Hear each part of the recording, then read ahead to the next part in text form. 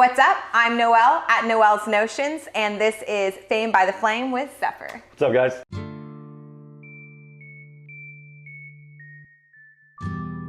You have been putting out music for a really long time, or essentially DJing for a really long time. Yep. I see some stuff going back all the way to 2013. Is that about accurate?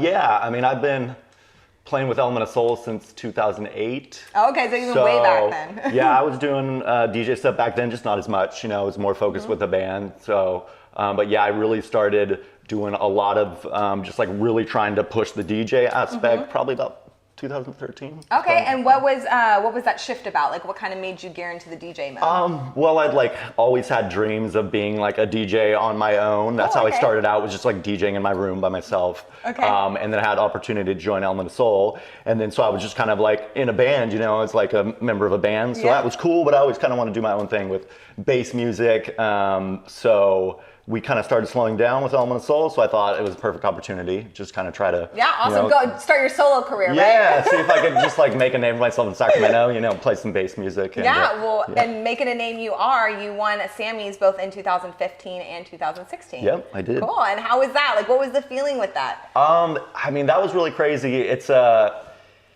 It was kind of out of nowhere because I had never been nominated before 2015. I had been nominated for Element of Soul, so I'd been there and I kind of had done the thing. But I was not really, you know, in the DJ scene a whole lot. So it was pretty cool to be nominated after like just going really hard that year. I felt like I just got booked a whole lot with the help of George Gala, my friend who does Head on High. Cool. Okay. So that really helped me. He like really got my name out there, and I feel like that was just kind of the the start the of it. launching point. Yeah. So then he put my name to SNR as well as a couple other people, I think. So that was how I got nominated, and then just like the support from a lot of good fans, I suppose. I won it for 2 years. Yeah, so well, I felt thanks to the blessed. fans Thank you guys. Well, you know, and those fans keep you on the radio. You have your own show, Bacterium 947. You have a funky mix of stuff going on there. Yeah. You want to talk a little bit about your morning show? It's basically like a morning mashup, 40 minutes, where I just kind of blend 94/7 type music, which is like alt rock, but I try to do a lot of EDM remixes in there. Obviously I love bass EDM, so it's a lot of trap, a lot of dubstep, drum and bass sometimes, but then I also have to play a lot of house because everybody loves house. Yes, so, you know, everybody loves house. Everybody Very house. true. So, and a lot of that alternative indie scene is already house based, so a lot of stuff's really easy to mix with the house music. But then I get to throw in hip hop, which I love hip hop. I get to throw in a little bit of reggae, mashups. Definitely a contagious mix in the morning. Just all sorts of stuff. They let me have a lot of like leeway with what I get to play, so I'm blessed for sure. Well, shout out 94/7. You guys always have the hits and always keep it mixing up. I love waking up and kind of hitting it to some hard, trap music, and then all of a sudden then going to switching some like vibey like MGMT and stuff like that. I try to switch it up. I try to keep a couple of different vibes going, not just a banging dubstep set for 40 minutes, like I feel like that's a good DJ if you can, go through a little journey for the mix, no matter how much time you have, try to. Right, just like on your morning commute, just shove it all in there. Yeah, exactly, So it's fun. I'm definitely blessed to be able to reach that huge number of audience. I got a really good time slot being the morning, I was like, I thought they would, when I got the show, I thought they were going to stick me on at like Friday nights, the club time, 10 o'clock or something. So when I heard that, I was just, like, wow, this is really big. Beyond blessed. Yeah, I better not mess this up. So you have a lot going on, and one of the big things that you have going on is called Architera. Yeah, it's this new project that I'm working on with the front man from Element of Soul, Ben Moore. So he's one of like the co-writers. He's a singer, songwriter. He plays acoustic guitar.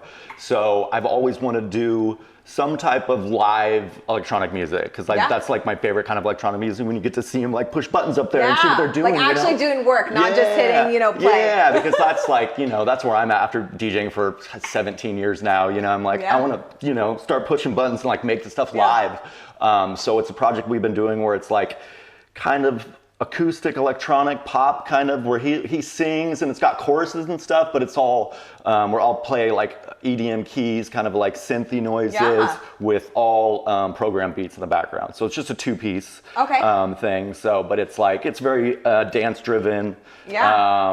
Kind of trappy, dubstep, reggae, you know, just all over the place, hip hop. Sick. So, well, it sounds like it's a really cool collaboration of just kind of a lot of original elements that play really well together. And now, where can people find this or access this? Right now, I have a single up in SoundCloud, and I've actually only played probably 5 shows, but we only play like really big shows. Like we did Concert at Park. We played City of Trees last year. So just like I really save it for like a bigger audience. We're doing the last second Saturday at Hop Hot Studios in September. So that'll be our next show. Okay, so you guys can look out for that. End of September, you said, right? Yes, the last second Saturday. Perfect. So last second Saturday, and then City of Trees coming up. Back around. That'll be one of my bigger shows coming up for sure. City of Trees. That'll be me headlining my own Bacterium stage. So I get to kind of, you know, represent that in more of a like, you know, visual form, so the fans can come out and see, you know, what I do live. Cool. Well, I mean, I know we're all definitely excited to see how your stage looks and to hear all the new stuff you're putting out, because I mean, every single morning you have something new, so I can't even imagine a show, right? Right, yeah. And then now, especially with this collaboration you have going on, I'm sure there's about to be some cool original funky beats blended in there as well. Yeah, for sure. Yeah, we definitely want to try to release some stuff. It's one of those projects that's just like, it's like a 5-year plan, I feel like. So it's kind of slow, but it's, you know, everything else I've done has been like, let's write music, let's put something out really fast, let's try to promote it. I'm trying to do this in a different light, you know, almost like, you know, just doing the big shows, maybe doing a video here and now, there, but like, just kind of keep taking it slow. You've said you've always wanted to be a DJ. Do you want to tell us why? Was, you know, were you in kindergarten and, you know, there was, you know, parent-teacher night, and that's what you had said was your future career? No, well, I guess I had always wanted to be a DJ, but I got into hip hop and rap at a really young age. So that DJ culture was kind of always there. And I always wanted to do something with music, just wasn't really sure what it was going to be. And then like in the late 90s, I got into going to raves. And I was like single-handedly, my life was changed in like a minute because I found this music that I've never heard before called drum and bass, which was like, it was like rap music mixed with like sci-fi movies and just like at this crazy tempo and had MCs, and it was just like, it would just literally changed my life in an instant. I was like, that's what I want to do. I want to play drum and bass. So after that, me and my buddy got 2 turntables, and really inspired by local artist Billy Lane, who kind of started the drum and bass scene in Sacramento. So basically just wanted to be him. So then I was just like, you know, just really went at it with the drum and bass. And then later in life, you know, as other EDM genres kind of came through, you know, obviously I play everything now, but it pretty much all started with drum and bass. Well, drum and bass and the raves, those will definitely do it for you. You know, you find your soul at a rave, and if you haven't been, you should go. Right? It's a good time. It's a good time. So you mentioned Billy Lane as being one of your inspirations for kind of getting into that, you know, type of music and DJing scene. Did you have any other inspirations that kind of either helped form your passion for being a DJ or maybe helped you along the way? You know, really, I have to go back to Billy Lane because he really showed me how it was to almost, you know, market yourself and be able to make money doing something, because he obviously, although still represents drum and bass, plays drum and bass all the time, he's a club DJ, and he found a way to, you know, sustain his life being a DJ. So I was very inspired by that. I was like, well, that's, you know, how do I do this? How do I, you know, stay in Sacramento, not be a touring band, because that was my other option. I was like, I don't really want to be a touring band because I have a son, you know, I have an awesome girlfriend, so I don't really want to be touring around the world. Missing out on friends and family. Yeah, so he, you know, he figured out a way to do it right here in Sacramento. He was on the radio, or he is with 106.5 The End. So I kind of just like, wanted to do what he was doing. So I kind of, you know, tried to model my career after his, and I think I did a pretty good job. Yeah, well, shout out Billy Lane to help create the mold for an awesome DJ. I mean, seems like he's pushing him out pretty well. So,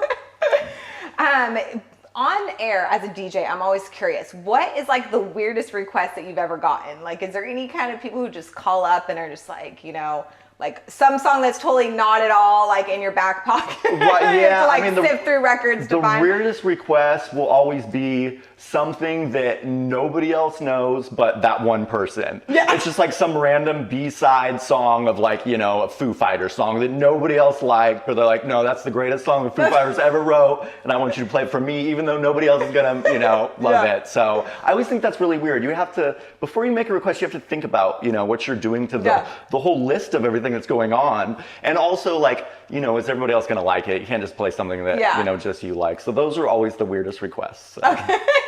So you guys stop and think before you start dialing. Tip from a pro.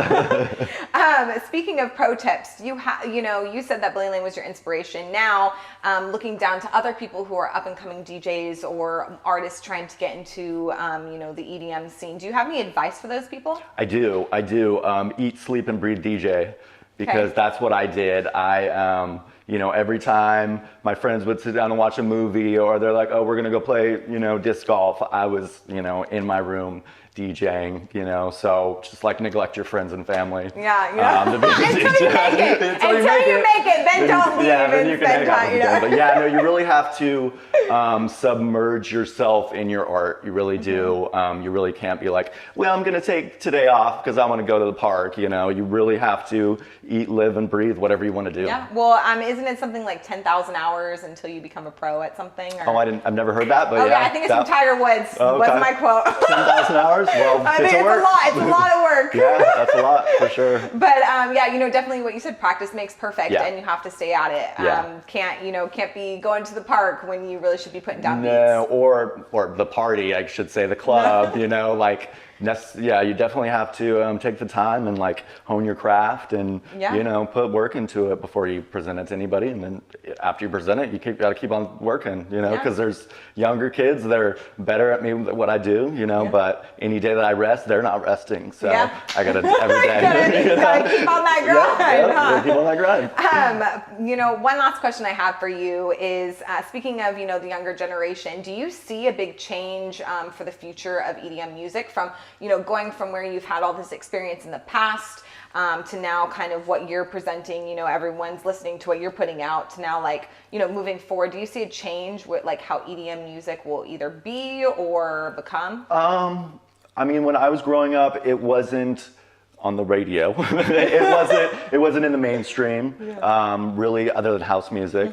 And I feel like when dubstep got really big and Skrillex won the Grammy, that really opened a lot of doors for us. And I'm all about like it being popular because I feel like that just opens more doors. It makes more acceptable. So I feel like with the emergence of trap now, it's like it's very pop and EDM are right together right now, and I feel like that's big for EDM. I feel like it's only going to get bigger. It's only going to get more popular. So definitely get more of a backing too. Yeah, so I feel like it'll just artists. and it'll just like it'll just get better. You know, it'll be more different genres, and people will just get better at doing what they like, and you'll see more live instrumentation with it and more like live electronic stuff. Cool. So well, I'm stuff excited. Like you're doing. I'm excited to see where EDM is leading us. I mean, it's definitely just like, it always surprises me continuously. So. Yeah, definitely. Well, you know, the world's full of surprises, and I'm so glad that you're one of them that we get to listen to every morning. Nice. Well, thank you. Thank you for supporting. Yeah, of course. And again, we're looking forward to seeing you on September 24th at City of Trees. So everybody buy your tickets now for that, so you can see him in person.